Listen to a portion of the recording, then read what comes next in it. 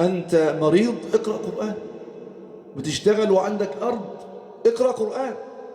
مسك حراسة بتقاتل في سبيل الله، اقرأ قرآن. ليه؟ لأن ده أمر من الله عز وجل، أمر من الله عز وجل. علم أن سيكون منكم مرضى وآخرون يضربون في الأرض يبتغون من فضل الله وآخرون يقاتلون في سبيل الله فاقرؤوا ما تيسر منه. أمر من الله عز وجل أن تقرأ القرآن، وقراءة القرآن لها فضل عظيم من الله عز وجل، وهذا الفضل انظر إليه يوم القيامة.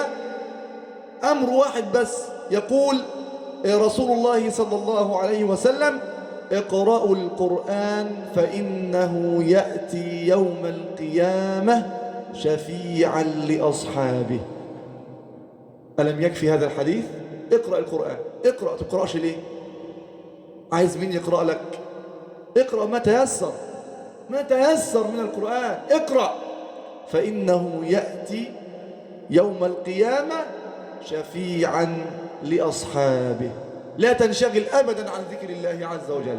اقرأ آناء الليل وأطراف النهار، في كل وقت، في كل حين، في كل لحظة. اقرأ، اقرأ ما تيسر من القرآن حتى يأتي القرآن يوم القيامة يشفع لك عند ربك فيأخذ بيدك ويدخلك جنة عرضها كعرض السماء والأرض أعدت للمتقين.